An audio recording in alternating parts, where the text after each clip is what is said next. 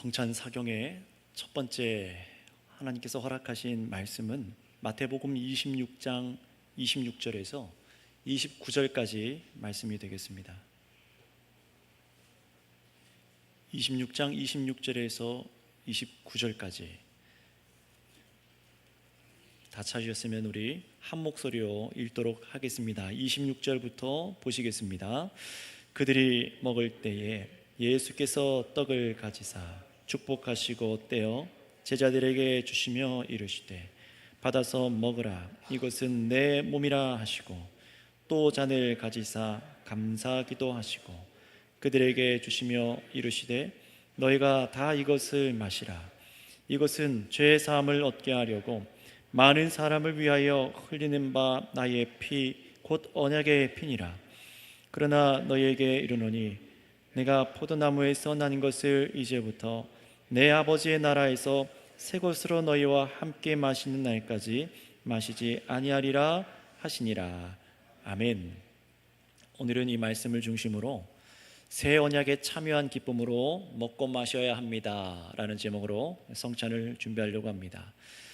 여러분, 이제 2주 후면은 주의 만찬을 우리가 또 먹고 마시게 됩니다. 이 자리에서요, 예수님께서 친히 이 땅에서 제자들에게 그리고 자신의 교회에게 제정하신 성례가 바로 이 성찬이죠.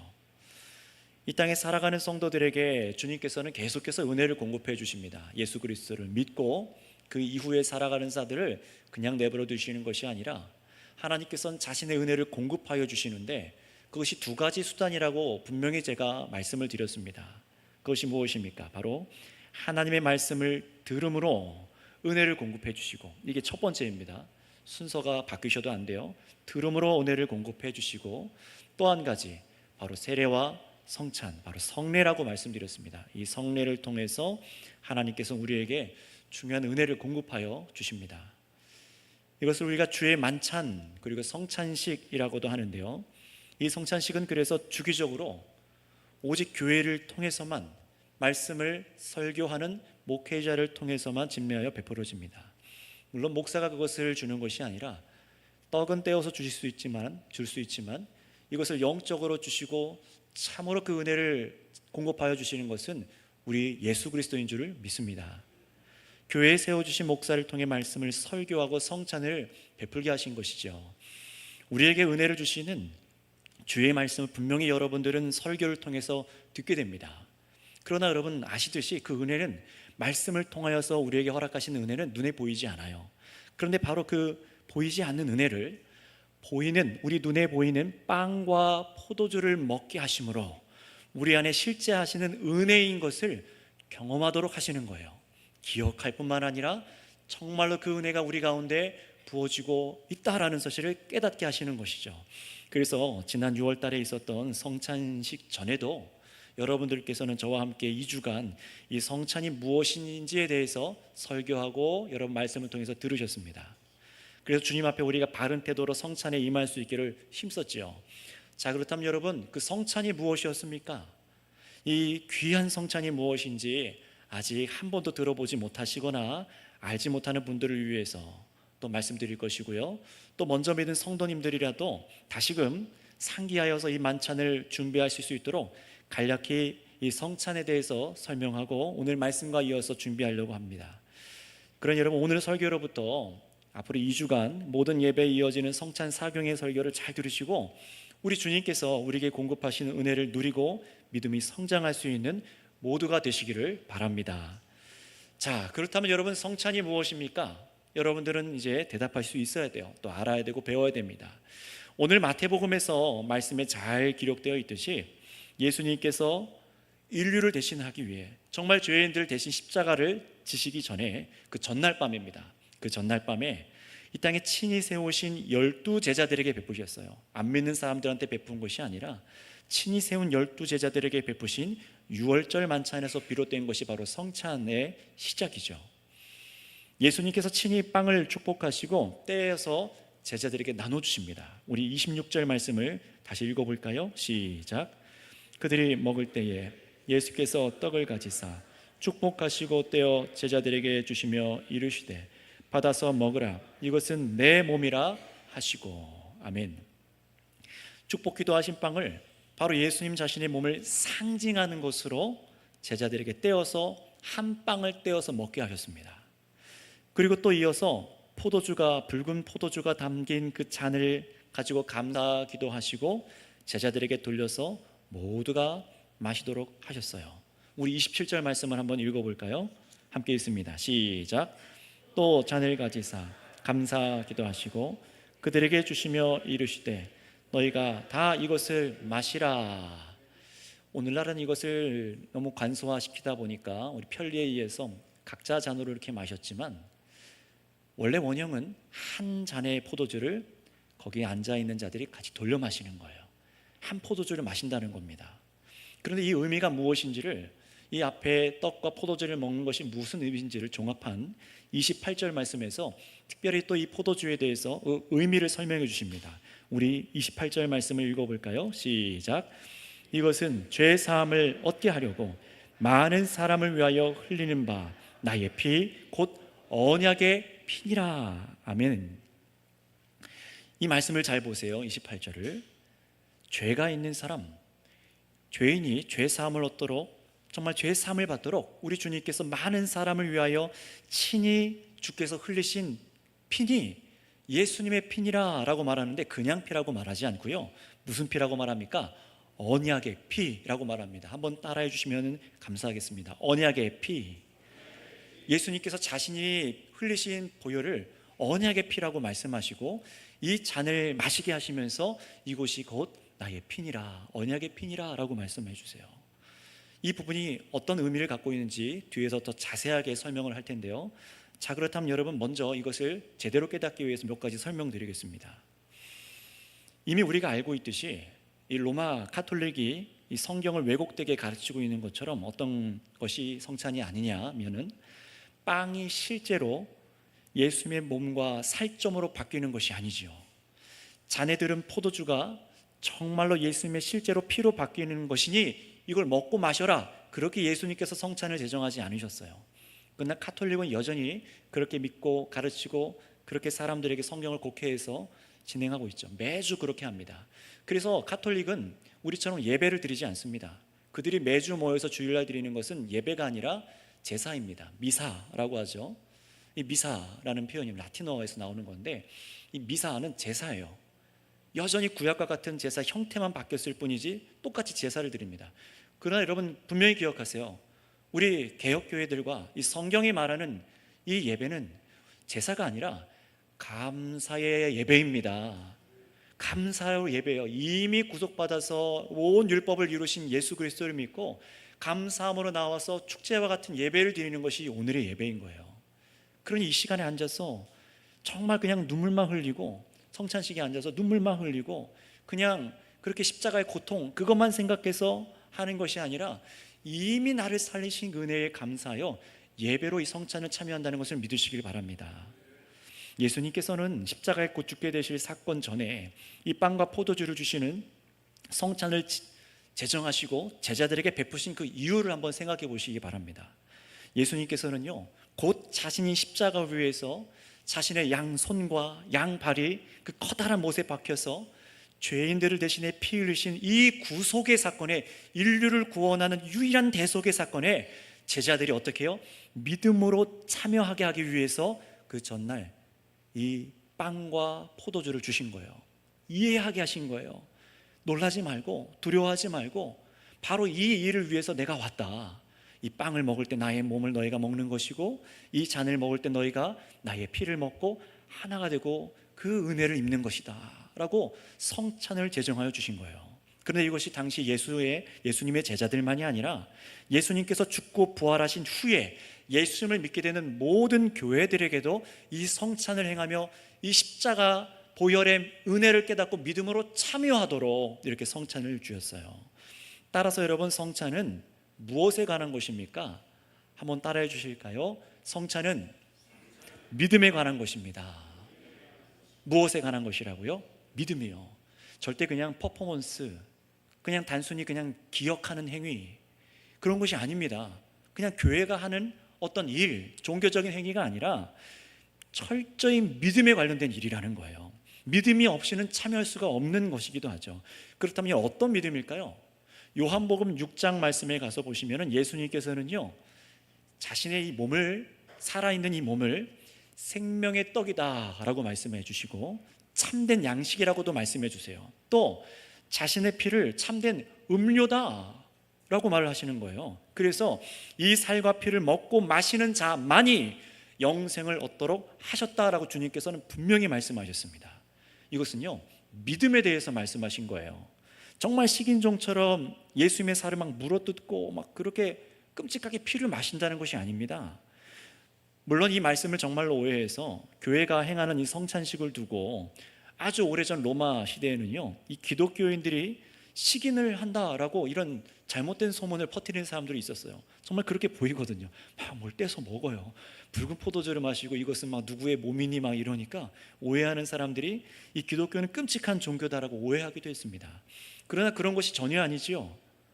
예수님께서 자신의 이 몸과 피를 마시도록 하시는 것은 정말 사람의 살점과 피를 마시는 그런 것이 아닙니다.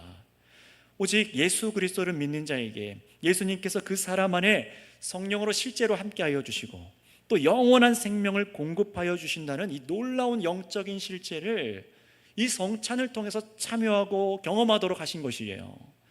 여러분, 은혜는 눈에 보입니까? 보이지 않죠.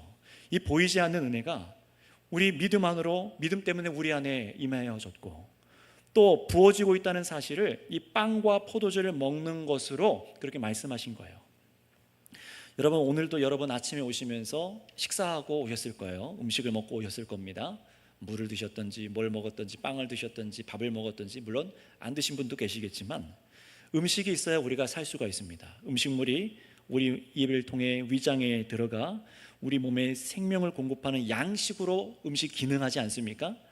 이처럼 예수님을 믿는 자 안에 예수님께서는 친히 함께하여 주셔서, 우리 안에 친히 함께하여 주셔서 생명의 양식이 되어 주신다는 것이에요. 그것도 영원한 생명이에요. 여러분, 분명히 저와 여러분들은 아무리 비싼 음식을 먹고 하루 50만 원짜리 100만 원짜리 음식을 매일매일 먹어도 우리는 죽습니다. 그러나 예수 그리스도, 참 생명이 되시는 예수 그리스도의 몸과 그 피를 먹고 마실 때, 믿음으로 그분이 정말로 내 안에 계실 때 우리는 영원히 살게 되는 줄을 믿습니다. 이것이 기독교인들의 독특한 믿음일 뿐만 아니라 실제하는 복음의 믿음입니다. 정말로 이 믿음으로 우리는 성찬에 참여하는 거예요. 그런 여러분, 이 자리에 계신 여러분들께서 오늘 이 설교를 통해서 믿음으로 깨달으셨으면 좋겠어요. 이것은 영적인 실체입니다. 믿는 사람 안에 실제로 일어나는 변화이고 영적인 공급이에요. 그런 여러분, 이것이 어떤 믿음이겠습니까? 2000년 전에 여러분, 유대인들은요, 로마 빌라도 총독의 손에 의해서 예수님을 죽도록 했어요. 이 앞에 보이는 이 십자가 위에 매달아 죽였습니다. 지금은 저와 여러분들에게 이 십자가가 참 영광의 상징이고 감사의 상징이지 않습니까? 그런데 그때는 로마 시대에는 아주 끔찍한 형틀이었어요. 그 당시에 로마인들은 십자가에 매달아 죽이지도 않았습니다. 너무 불경스러운 형틀이라서 이방인들을 데려다가 정치범들, 흉악한 사람들만 여기다 매달아 죽게 했어요. 그만큼 끔찍한 형틀이 십자가입니다. 저주의 상징이었습니다. 그런데 그런 저주의 상징에다가 아무 죄가 없으신 예수님을, 무죄한 예수님을 그 위에 매달아 죽게 한 거예요. 예수님께서 로마 병정들에 의해서 양손에 못을 박히시고 양발에 못을 박히시고 숨을 멎으셨습니다. 내어주신 거예요. 자신의 살이 다 찢기시고 다 물과 피를 흘리셔서 내어주신 거예요. 그리고 하나님께서 그 죽은 예수님을 3일 만에 부활하게 하셨어. 이게 역사 속에 있는 사건입니다. 그런데 바로 그 사건의 주인 되시는 그 예수님이 하나님의 아들이라는 것을 믿는 거예요. 그리고 그 십자가 위에서 피 흘리시면서 죽고 부활하신 무언가 일이 있는데 바로 그 일이 무엇입니까? 구원의 일이라는 겁니다. 인류를 구원하는 구원의 일이라는 것을 믿는 거예요. 하나님의 아들 예수님께서 친히 자신의 몸에다가 저와 여러분들 인간의 모든 죄를 대신 지시고 희생해 주셨어요. 바로 죄인인 저와 여러분들이 우리 죄로 마땅히 받아야 될 심판 아니었습니까? 여러분, 우리가 사실 여기 매달려 있어야 돼요. 그러나 여러분, 우리 죄 때문에 매달려야 되지만 그것이 끝이 아니죠. 여러분, 우리가 정말로 죄에 대해서 심판받는다면 그냥 십자가 형틀 하나로 끝날까요? 그렇지 않습니다. 하나님의 진노는 하나님의 영광을 빼앗고 그리스도를 믿지 않고 다른 것을 더 기뻐하는 그 죄악은 영원한 형벌의 심판을 받게 되니 그것이 바로 지옥 형벌입니다. 영원히 불타고 영원히 고통스럽게 되는 거예요. 그게 하나님의 공의가 행하시는 일입니다. 여러분, 뜨뜻한 무슨 찜질방 정도가 아니에요. 견딜 만한 것이 아닙니다. 단회적으로 잠깐 고통도 아닙니다. 그런데 그 영원한 저주와 고통을, 그 죽음의 고통을 누가 우리 대신 지셨습니까? 예수님께서 자신의 몸에 다 짊어지셔서 완전한 신이시자 완전한 인간의 몸인 자신 안에 다 짊어지셔서 이 죄의 문제를 해결하여 주신 줄을 믿습니다. 여러분에게 이 말, 저에게 이 말, 심판, 사망과 영원한 지옥 심판을 면하게 하여 주신 거예요. 그리고 여러분, 이 은혜를 누구에게만 수혜하여 주십니까? 누구에게 이 은혜를 주세요? 교회를 열심히 다니고 헌금을 많이 하고 선행을 많이 하고 유명한 정치인 된 사람들한테, 좀 교양 있는 사람들한테 야, 너는 그래 구원받을 자격이 있으니까 이 대속의 은혜를 입어라 하셨습니까? 아닙니다. 그 사람이 어떤 죄인이었다 할지라도 이 십자가 희생으로 이루신 무한한 죄의 용서가 예수 그리스도를 통해서 일어났다는 것을 믿는 자에게 이 은혜를 주시는 줄 믿습니다. 예수님을 나의 구주로 영접하는 자에게 하나님의 자녀가 되시는 권세를 주시고 다시는 죽음에도 죄도 없이 오직 하나님의 영광을 즐거워하는 영원한 그 천국, 하나님 나라, 영원한 생명을 얻는 이 복음을 주신 것을 믿는 것입니다. 이걸 믿는 사람에게 영생을 주시는 거예요. 이게 복음이고 우리들의 믿음이어야 합니다. 정말 이 복음을 정말 마음으로부터 믿고 시인하는 성도가 된 사람 안에는요, 변화가 일어나는 거예요. 내면에서부터 변화가 일어나는 겁니다. 내가 하는 게 아니라 일으켜 주신 겁니다. 그것이 지난 갈라디아서 말씀을 통해서 확인하고 배운 바 아닙니까? 예수님께서 십자가 복음을 믿는 우리에게 무엇을 일으키셨습니까? 바로 새로 우리를 지으신 줄을 믿습니다. 정말로 새로 지은 거예요. 여러분, 우리가 이 믿음으로 어떻게 지음받았습니까? 한번 따라해 주시면 감사하겠습니다. 믿는 성도는 새 신분과 새로운 삶을 선물로 받았습니다. 이 뗄래야 뗄 수 없는 이 두 가지를 선물 받은 거예요. 믿음으로요. 무엇이에요? 새로운 신분. 마귀의 종, 죄인 아닙니다. 하나님의 자녀, 의인으로 우리가 지음받은 줄 믿습니다. 근데 동시에 이걸 빠뜨리면 안 돼요. 그건 믿는 게 아닙니다. 이걸 빼먹으면요. 무엇입니까? 이 새롭게 지음받은 사람대로 새로운 삶을 살 수 있도록 우리가 새롭게 지어진 것입니다. 이게 바로 우리가 예수님을 믿고 새롭게 지어진 거예요. 다시 말하면 예수님을 믿는 사람은요, 완전히 그 존재가 새로워진 겁니다. 분명히 여러분 예수님 믿고도 그렇게 느끼지 않습니까? 내 몸도 그대로이고 여러분들이 인생 가운데 쌓아왔던 기술도 그대로고 여러분의 기질도 그대로인 것 같고 내가 살아가는 삶의 모든 것이 그대로인 것 같아요. 하지만 여러분, 실제로 예수 그리스도를 믿을 때는요, 엄청난 변화가 10년 가운데 일어납니다. 처음에는 여러분이 잘 인식하지 못하고 넘어갈 수도 있었을 거예요. 그러나 구원하신 감격과 감사의 마음만 그렇게 있는 것이 아니라 정말로 변화가 시작됐어요. 그 변화가 무엇인지 지난 시간까지 갈라디아서를 통해서 자세히 확인했습니다. 여러분, 우리가 예수님을 믿을 때 무엇이 죽습니까? 우리의 무엇이 죽죠? 타락한 자아, 그 육체가 죽습니다. 근데 이 오해하시면 안 돼요. 우리 안에 자아가 죽는다고 하니까 내 안에 선한 자아도 있고 나쁜 자아도 있는데 이 나쁜 자아가 죽는 거구나. 아니에요. 우리 모든 자아는 타락했습니다. 부패했습니다. 완전한 타락이에요. 이 자아가 예수 그리스도를 믿을 때 죽었다는 거예요. 여러분, 이것이 우리는 잘 와닿지 않죠? 왜 그렇습니까? 우리는 만져지는 것, 보여지는 것에 굉장히 익숙하지만 이런 영적인 실제에는 무디고 무지합니다. 그러나 예수 그리스도를 믿게 되었을 때 우리는 이 육체의 소욕을 따라, 이 타락한 자를 육체라고 말씀드렸죠. 이 육체의 소욕을 따르고 탐욕과 욕심에서 부패할 수 없었던 그 옛 자아가 조금 변하고 조금 개조된 것이 아니라 여러분들이 예수 그리스도를 믿을 때 완전히 죽은 겁니다. 이게 영적인 실체라는 거예요. 이 진리를 믿고 경험하는 모두가 되시기를 바랍니다. 내 힘과 내 자아를 여러분이 개조할 수 없어요. 바꿀 수가 없습니다. 이 타락한 본성을 완전히 예수님과 연합하여서 하나님께서 죽게 하여 주시지 않는다면은 여러분, 우리가 다시금 새롭게 태어날 수가 없는 거예요. 여러분, 그러나 주님께서 예수 그리스도의 십자가 죽음과 부활을 믿음으로 우리 가운데 연합하게 하여 주셔서 새 일을 행하여 주신 줄을 믿습니다. 이게 새 일이라는 거예요. 이게 성경이 말하는 새 일이라고 말합니다. 그래서 참 회심에 이르러서 거듭날 때 여러분, 옛 자아는 어떻게 된 겁니까? 십자가에 예수님과 함께 못 박혀 죽었습니다. 죄의 대가가 치러진 거예요. 분명히 우리 몸과 영혼 전인에 우리에게 심판이 쏟아져야 되는데, 여러분, 그럼 우리는 영원한 지옥불로 가는 것밖에 없습니다. 그러나 그 영원한 형벌에서, 그 형벌에서 우리를 건져내어 주시고 그 형벌을 누구에게 주셨죠? 예수 그리스도께 부어주셔서 우리는 무죄한 자다, 심판을 받지 않는 자다라고 우리를 구원하여 주신 줄 믿습니다. 무죄 선언이 일어난 거예요.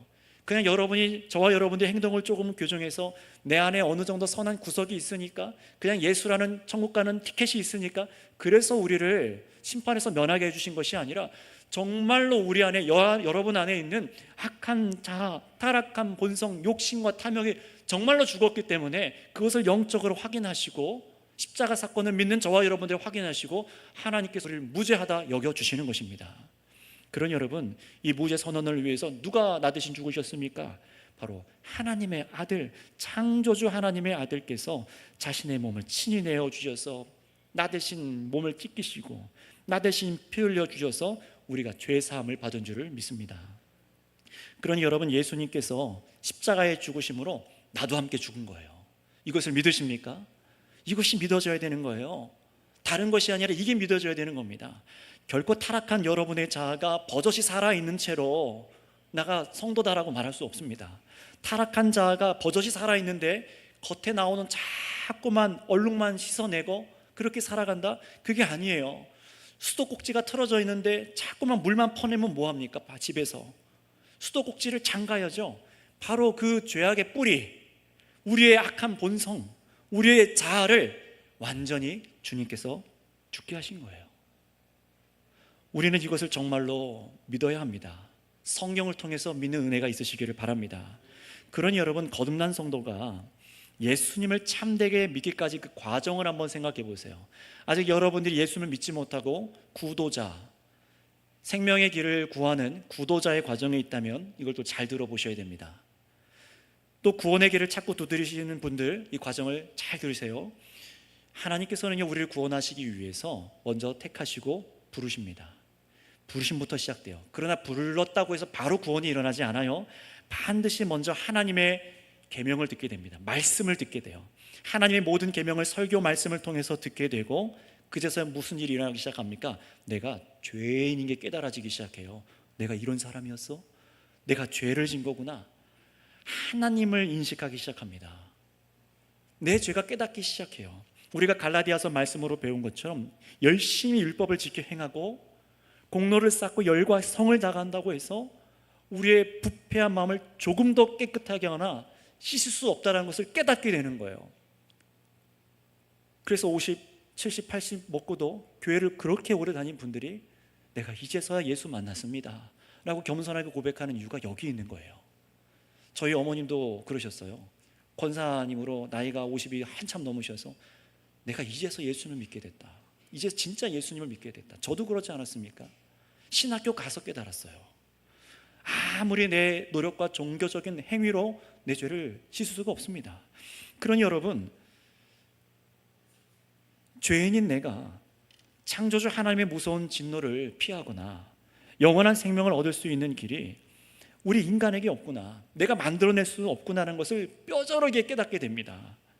율법을 지키고 윤리도덕적으로 더 높은 가치를 갖고 실천해도, 교양 있게 행해도, 그렇게 살아도 구원에 이를 수 없습니다. 죄인은 반드시 심판의 대가를 치러야만 해요. 그저 교회 등록 카드를 써서 오래 다녔다고 해서 죄와 그 받을 심판이 사라지지 않습니다. 여러분이 더 헌금을 많이 드리면 될까? 주일 성수를 더 정성스럽게 하면 될까? 못 받습니다. 죄 안 없어집니다. 심판이 계속 그대로예요. 여러분이 주일 성수를 했다고, 선행을 세상에 나가서 했다고, 직분을 얻어서 혹은 목사가 되었다고 해도요, 봉사하고 사람을 많이 교회에다가 데려다 앉혀놓았다고 해서, 많이 기도했다고 해서 여러분, 죄가 조금도 사라지지 않습니다. 극단적으로 말하자면 죄를 해결하기 위해서 스스로 목숨을 끊는다고 해도 죄를 없앨 수가 없어요. 이렇게 내 죄가 그대로인 채로 인생을 끝내게 된다면 죄 사함 받을 기회가 영영 사라지는 겁니다. 이 땅에서예요. 이 땅에서만. 피할 수 없는 지옥의 형벌을 두려움과 무서움 속에 기다릴 수밖에 없는 운명이 되는 거예요. 그러니 여러분, 이 주일 나와 예배하면서 진리를 말씀을 여러분들이 매주 듣고 있습니다. 그런데 그러다가 어느 순간 은혜가 부어지기 시작해서 여러분 마음에 하나님의 살아계심이 인정되기 시작하는 거예요. 그리고 죄 있는 자에게 쏟으시는 하나님의 의로운 심판, 지옥 심판이 믿어지기 시작해요. 하나님의 의로운 신분이라 정말로 그렇게 심판하셔야 되는 분이시구나, 그 심판이 정말로 일어날 것이구나, 이게 믿어지는 거예요.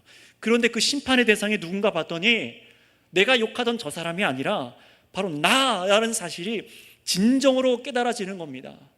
나는 이렇게 열심으로 공로와 정성을 잘해서 열심히 예배드리고 있고, 그러니 나는 구원이 취소될 리가 없다. 그런데 알고 보니까 바로 내가 죄인인 거예요. 바로 그렇게 진정한 죄인으로 깨닫게 될 때만 하나님의 아들 예수님을 그때부터 간절하게 소망하기 시작하죠. 여러분의 예배 태도를 지금 확인해 보시기 바랍니다. 한 주간의 삶을 돌아보시기 바랍니다. 예수님께 간절하십니까? 지금 이 예배 자리에 하나님을 예배하고 지금 하나님께 임재하여 주셔서 함께하는 예배 자리에서 예수님께 간절하십니까?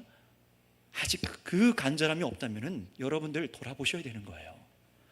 예수님 은혜 앞에 엎드리기 시작하는 삶, 주님 나를 구원해 주소서. 하나님의 아들 예수님께서 바로 나 같은 죄인을 위해 피 흘리셨음이 그제서야 믿어져서 그 구원의 십자가 은혜가 마음속 깊이부터 감사로 다가오기 시작하는 거예요.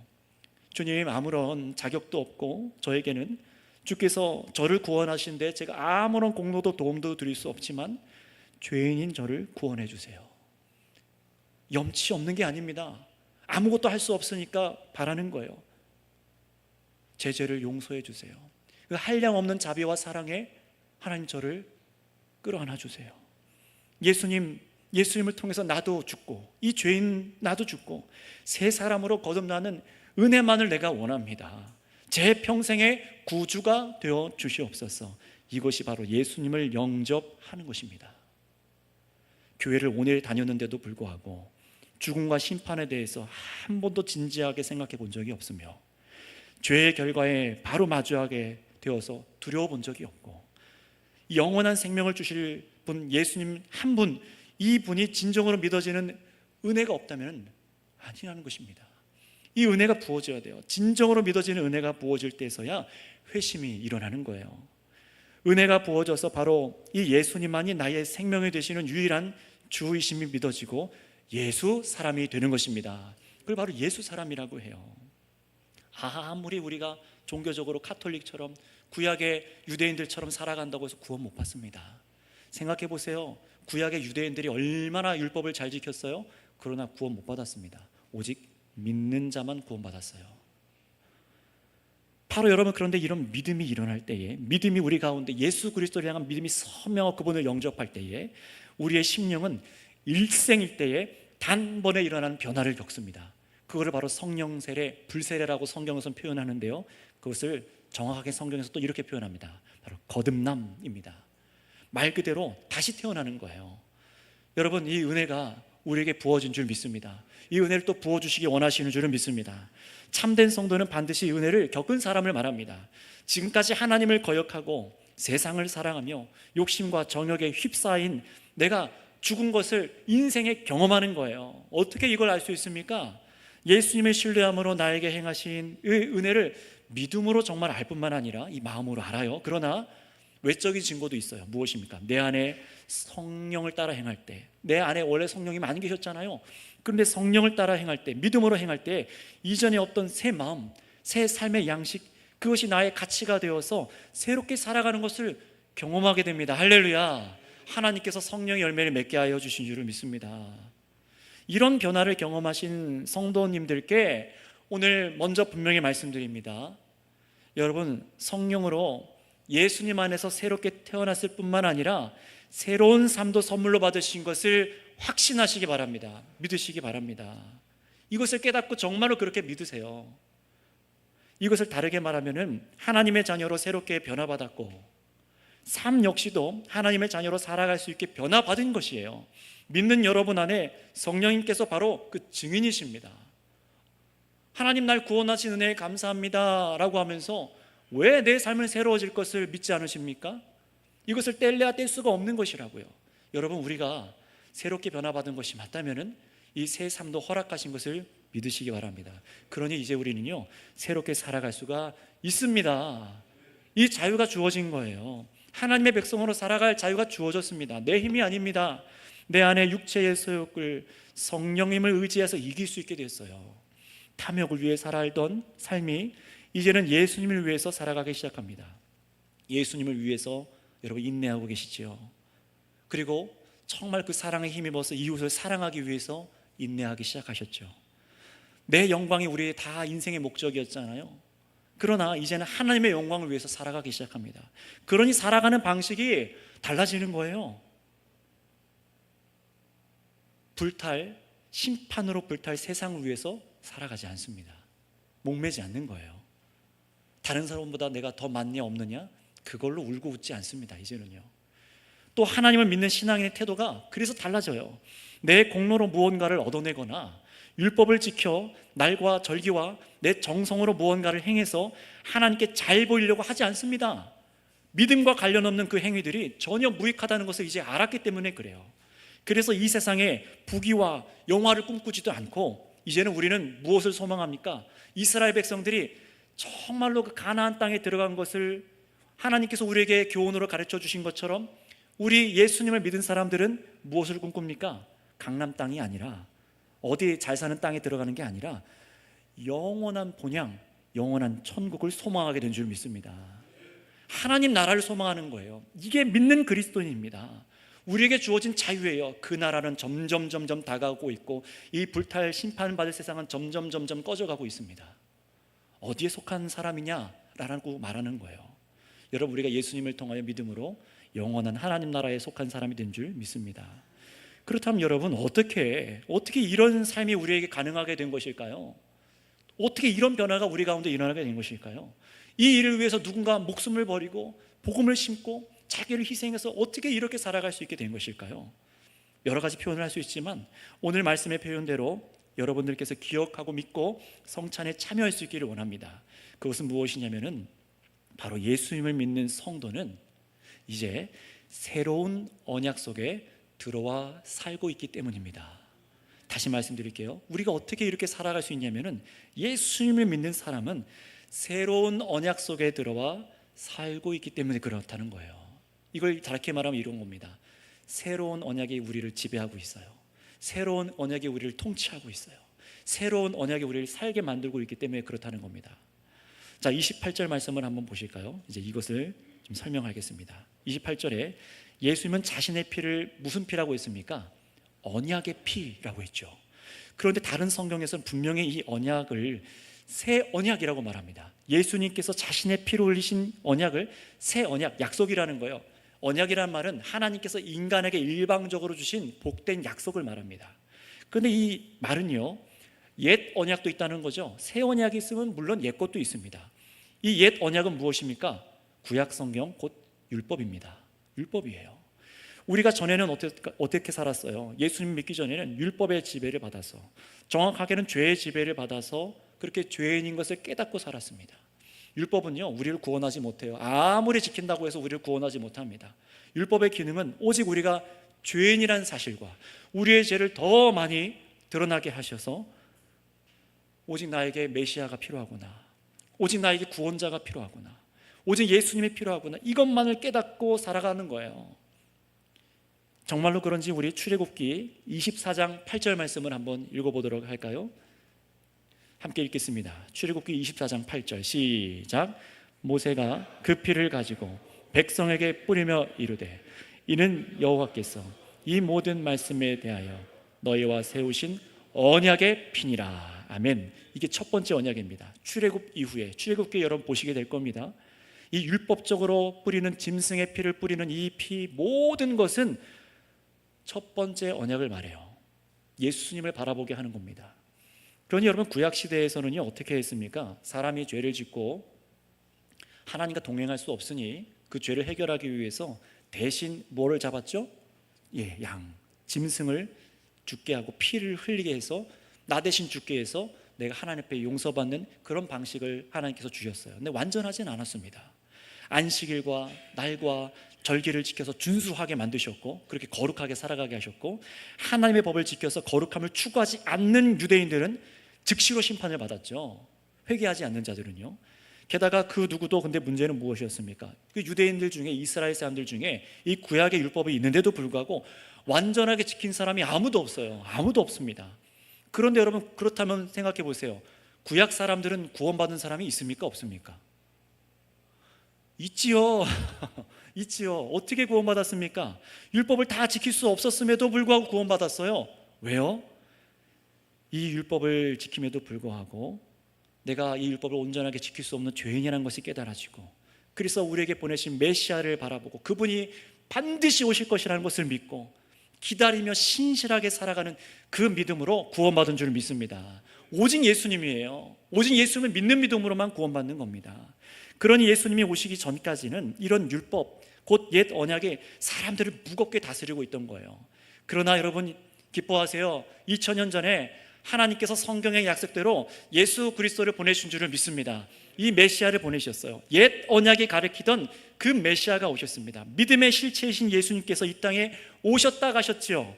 예수님께서 그래서 옛 언약을 자신의 십자가 삶으로 다 성취하여 주시고, 이제는 자신을 희생하셔서 자신의 살과 피를 주시면서 새로운 언약을 우리에게 주셨습니다. 그게 바로 새 언약이라는 겁니다. 이 새 언약은 무엇입니까? 어떻습니까? 이전에 우리가 지키던, 따르려고 했던, 유대인들이 따랐던 그 율법과는 전혀 다른 것을 우리에게 요구해요. 우리를 정죄하지 않습니다. 너 이것밖에 못해? 어떻게 예배를 그렇게 빼먹을 수 있어? 헌금을 그런 식으로 드린다고? 그렇게 정죄하지 않아요.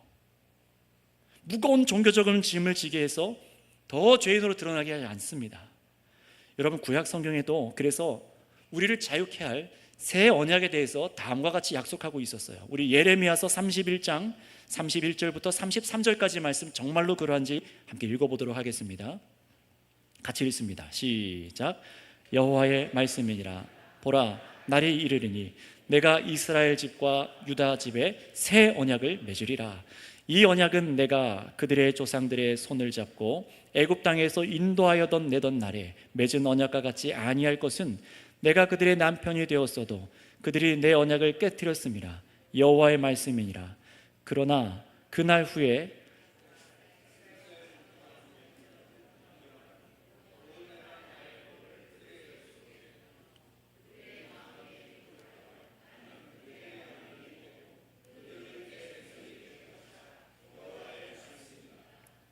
아멘.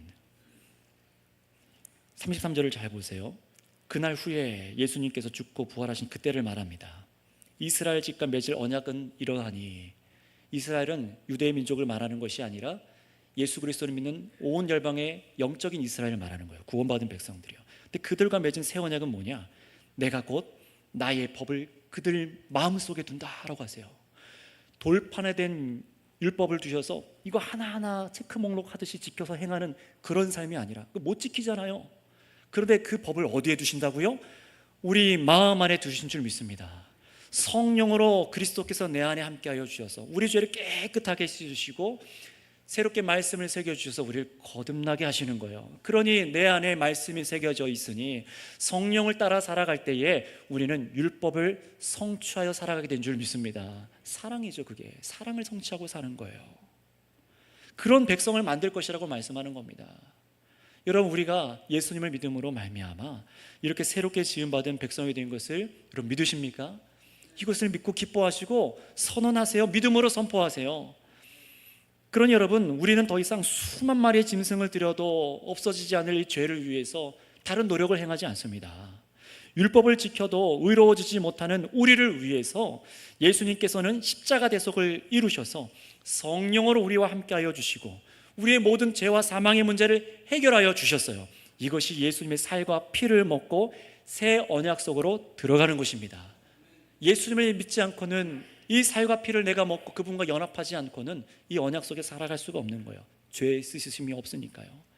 그러니 우리 성도는 이 땅의 믿음의 경주를 여러분 다 살아갈 것이고, 우리가 죽을 때까지 이 경주를 할 것인데, 십자가 피로 얻은 이 은혜를 계속해서 공급받아야 됩니다. 물론 단번에 우리는 거듭났어요. 은혜로 거듭났습니다. 그러나 계속해서 그 은혜를 공급받으면서 우리가 흔들리지 않도록, 요동하지 않도록, 그 믿음을 굳세도록 하나님께서 우리에게 은혜를 주시는 줄 믿습니다. 그게 바로 설교 말씀을 통하여 들음으로, 그리고 성찬을 통하여서 우리에게 은혜를 공급하시는 거예요. 여러분, 예수님을 믿고 타락한 자는 죽었습니다. 이걸 빨리 시인하세요. 이제 내 안에 성령이 계셔서 새롭게 된 이 새로운 정체성, 새로운 삶을 계속해서 살아낼 수 있도록 내 영혼의 양식을 계속해서 공급하여 주시기 원하세요. 어떻게 해요? 금방 말씀드린 대로 말씀을 듣고, 이 보이지 않는 말씀을 보이는 것으로 먹고 마심으로 내 안에 임재하게 하시는 겁니다. 여러분이 믿음으로 새 언약 안으로 들어와 있다는 것을 항상 기억하면서 성찬하는 거예요. 아, 내가 이런 사람이었지. 내가 새 언약 속에 들어와서 용납받은 사람이 되었지. 율법이 아니라 오직 믿음으로 내가 하나님께 완전히 죄 씻음 받고 용납받은 자유인이 되었구나. 정말 자유롭게 되었구나. 그 임재를 성찬을 먹으면서 경험하는 거예요. 또 이 땅의 신자로 살아가는 평생 동안 저와 여러분들이 새 사람으로, 새 언약 속에 들어와 있는 사람으로 살아갈 그 양식을 공급받는 겁니다. 양식을요. 그러니 이 성찬을 먹고 마시고 믿음으로 먹고 마시지 않는다면, 이 말씀을 믿음으로 듣고 받지 않는다면 우리는 이 땅에서 구원을 받을 수도 없을 뿐만 아니라 처음에 살아갈 힘도 공급받지 못하는 겁니다. 그러면 여러분, 설교를 마치면서 권면드립니다. 혹 여러분 중에, 우리 중에 이 구원받은 은혜를 잃어버리신 분들이 계십니까? 잊어버렸다고 해서 없어지지 않았습니다. 빨리 상기하세요. 믿음으로 성령이 시작했으나 그릇된 길, 곧 율법을 따라 여러분의 공로로 신앙하려는 곁길로 들어갔다가 더 죄만 짓게 되신 분, 더 무거운 죄의 짐을 짓고 계신 분이 계십니까? 이제는 교회를 통해 우리 주님께서 베푸시는 이 성찬을 믿음을 통해 먹고 마시셔서 주님의 은혜를 공급받으시길 바랍니다. 또 성령을 따라 살아가지 않고 육체의 소욕을 따라 살아가다가 좌절해서 나는 하나님의 자녀로 설 수 없다라고 낙담해 계시지 마시고 십자가의 은혜를 믿으시기 바랍니다. 그 엄청난 신비의 능력으로 여러분의 죄를 씻으시고 새롭게 하신 십자가 은혜가 다시금 이 말씀과 성찬을 통해 가득 넘쳐 흐를 수 있도록 정말 그렇게 부어주신 은혜를 간구하며 성찬을 받으세요. 정말로 주님께서 은혜를 주십니다. 마귀는 그런데 여러분에게 주신 십자가 은혜를 계속 가릴 겁니다. 안 보이게 할 거예요. 계속해서 율법적인 삶을 추구하라고 부추길 수도 있을 겁니다. 그게 더 쉽거든요. 쉬워 보이거든요. 그러나 쉽지 않죠. 이미 성취된 율법을 다 지켜 살아가야 된다고 생각하게 만들어서 여러분 스스로 무너지게 만들기도 할 겁니다. 그러나 여러분, 성도 여러분, 이제는 속지 맙시다. 마귀는 십자가 부활 권세 아래 패배했습니다. 우리는 믿음으로 새 언약의 영원한 수혜자로 삼아 주셨습니다. 그 수혜를 입었어요. 그러니 다른 것보다 여러분들 예수님께서 이루신 이 복음에 대한 이 믿음 외에 다른 것을 여러분 인생 가운데 현재 추구하고 있던 것들이 있으신가요? 그 죄를 회개하시고 이 기간 가운데 정말로 철저히 회개하시고 십자가 피로 이루신 새 일이 나에게 시작되었음과 믿음으로 그 무엇도 예수님 믿는 나를 이 새 언약에서부터 끊을 수 없다는 것을 깨닫고 기쁨으로 성찬을 받으시기 바랍니다. 이 믿음으로 받으세요. 바로 그때에 주께서 여러분이 받은 대속의 은혜에 대한 믿음을 강하게 하여 주실 것이고, 여러분 안에 새 시대의 영이신 성령님께서 살아 역사하고 계신 것을 깨닫고 감사와 잔을 받게 될 줄을 믿습니다. 이 마음으로 사모함으로 우리가 성찬에 참여하는 모두가 되시기를 바랍니다. 기도하겠습니다. 아버지 하나님, 감사를 드립니다.